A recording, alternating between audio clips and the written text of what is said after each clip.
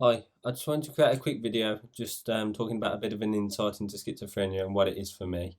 I feel there's a lot out there, good and bad, that sort of talks about schizophrenia and what it is and how it manifests itself, things like that. And it's something I wanted to sort of talk about my own experience and sort of hopefully encourage others to reach out if needs be or speak out. And yeah, so I'm going to try and break it down into sections really, and talk about what is for me. And the most common symptom that I suffer with are visual and auditory hallucinations. It may be different for other people, maybe taste, maybe feeling things that aren't there as well. But for me, it's most commonly visual and auditory. Usually multiple voices for me, especially on a bad day. Usually quite close to the ears. So it can be things that are um, quite thematic. Usually, although a few years ago I would have probably disagreed with that, but there's usually a running theme with them, which I'll discuss a bit more later on. Um, and they tend to respond to my surroundings sometimes as well. So if there's something around me, they'll tell me to harm myself using such things that are around me. Visual hallucinations are more. It's not. I don't see many things. The most strong visual hallucination I'll see is of a young girl, and I've named her Eva, and I can see her quite clearly. Although there are some abnormalities, for example, her ears, rather than being quite rounded like the normal ear, they're quite like hexagonal, almost video gamey like, and um, it's sort of it's sort of a bit more blurry sometimes and a bit more disfigured. So the next thing I wanted to talk about was how do I differentiate between what's real and what's my hallucinations. So I can usually tell with the voices. As I said prior, they're usually quite close to my ears, and if there's no one directly by me, um, it's sort of okay. Well, there's no one there. There's no one there, but I can hear it, and it happens. Sometimes when it's busy, sometimes when it's quiet. It can be quite variant in that sense, but yeah, I can usually tell in that sort of where it is and the way they sound. Obviously, they sound the same most times that I hear them. There's not really any new voices being introduced at this sort of stage. In the early stages, it was harder to differentiate because they were still new. But at this stage, I don't think I haven't really heard any new voices. Um, so yeah, the things I say again, they comment on things that I'm doing, and it would be strange for someone randomly just to come up to me and comment saying, "Oh yeah, you should, do this with this thing." I'm not gonna try and talk too much about those sort of darker command hallucinations in that sense because I feel like that could be quite triggering.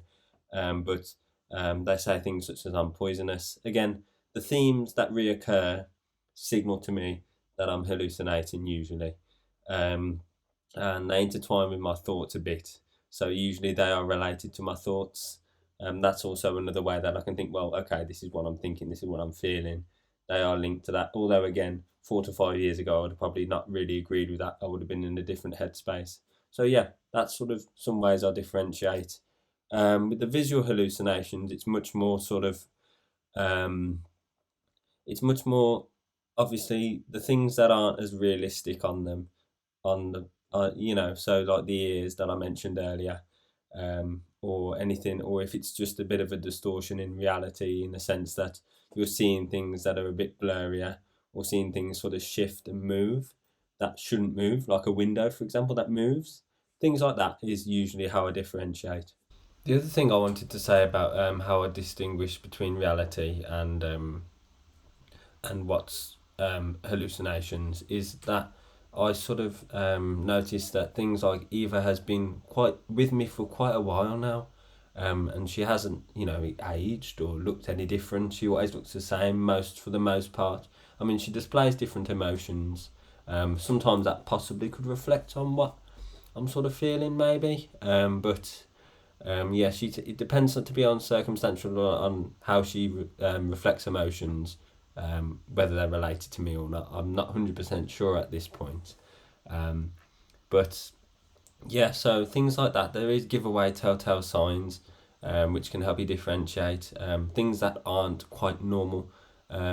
or quite realistic, better than normal, I suppose. More realistic things are kind of missing. The next section I wanted to talk about is what is it like. This is probably most commonly talked about on YouTube and on all these platforms such as TikTok and all that. People want to know, or people want to talk about what it's like. So for me, it's very cloudy. For want of a better term than that, it's a very cloudy sort of headspace to be in when I'm hallucinating. So it's hard to sort of really grasp hold of your thoughts or grasp hold of what you're trying to say or what you're trying to verbalize to other people. So that makes it awfully difficult when you're trying to talk to a doctor, for example, about, and if you are struggling, about what's going on, what's been happening, and when that's usually the sort of questions I ask, really. Makes it hard to focus on things. So my focus is very, very sort of shifted. I'll jump from thing to thing because I'm struggling to sort of keep occupied and keep sort of distracted by one thing for so long. So when I say distracted, I mean distracted from the voices. Um, they're very realistic sounding, but the placement of them, as I've discussed prior, is not so realistic. So, someone right in your ear, you'd know if someone was right in your ear. You'd hear the breathing, you'd hear, but there's none of that. It's just the voice, and noises. So the final thing I wanted to talk about is more of the treatment sort of stuff, which is something I've very much struggled with over my course of being diagnosed and having this illness. So I have what's called treatment resistant schizophrenia, which means I've basically been up and down the list of medication, and I've been on several different medications, sometimes multiple times, and it hasn't had the desired effect. And I've come to some realization quite recently, actually, that it it's something that's not going to take it away. It's just going to take that edge off, and that's kind of what's happening now. Is it's the medication I'm currently on, which is quite a recent medication I've been on. Um, it takes the edge off a bit more, but it's not gone. And this is where sort of the whole theory of um, you know talking therapies and much more sort of that side of things, I feel like would benefit me and benefit, I imagine it would benefit a lot of people, because it's sort of, without wanting to end this video on a negative spin, um, they're very, it's very much, they can give you medication that will support you, and they will, but they don't always sort of see it from the side, especially with schizophrenia and maybe other mental illnesses. I don't know, I haven't experienced that, of course. Um, that they give you this medication, and the talking side of things, or the therapy side of things, are somewhat lacking. And I've been very fortunate recently, in some respects, and I have a fantastic support worker who really sort of helps me really delve into things, and gave me a lot of insight, and not just on my illness, but a bit more on why I'm feeling this way, why these thoughts are happening, how to dissect things a bit and sort of pick things apart and really understand what I'm feeling and how I can deal with it then moving forwards. So that's something that's really benefited me. Um, yeah, I think it's just sort of self education and having that insight is really important for me.